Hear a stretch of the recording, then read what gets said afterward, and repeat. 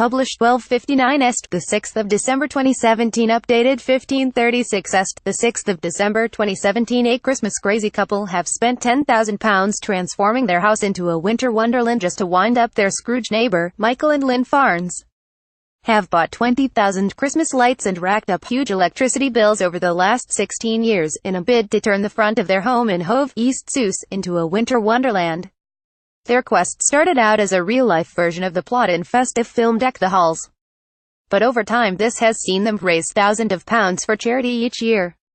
In the 2006 blockbuster, Danny DeVito sets out to compete with and exasperate his new neighbor, a proud Christmas enthusiast and dreams of draping his house in so many lights it can be seen from space.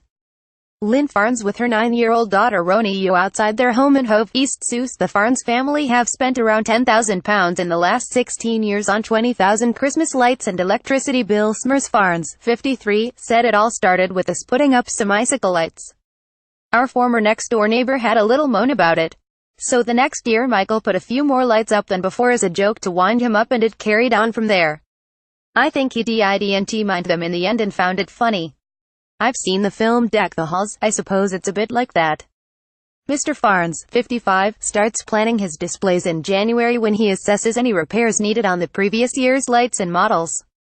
Then he spends months planning his theme for the forthcoming year, making a lot of pieces by hand. This includes a herd of reindeer which is gradually growing. In October he starts to put together the display, which takes about 50 hours over a month. The family start planning the displays in January, when Mr. Farnes assesses any repairs needed on the previous year's lights and models. Mr. Farnes spends months planning his theme for the forthcoming year, making a lot of pieces by hand. The couple juggle this around their time jobs at Sainsbury's and looking after their 3 children. The youngest, Ronnie, who is 9, is known at her school as the girl who lives in the Christmas house. Mr. Farnes then finally tests every detail before the much-anticipated launch at the end of the school day on December 1st. This year he spent around £1,500 on new lights and created a North Pole scene complete with polar bears, penguins and an icy waterfall. The latest display is accompanied by returning favorites including more than 60 Santas and snowmen, 8 Christmas trees, as well as a sleigh and wishing well. Festive is played on a loop. Ronnie, who is the youngest of the couple's children, is known at her school as the girl who lives in the Christmas house. Come 4 p.m. each day, droves of visitors begin to walk or drive past the house, and there are now even coach tours to the street.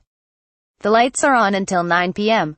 This used to cost the family more than £200 a year, but has reduced by at least £50 because they now use LED energy-saving bulbs.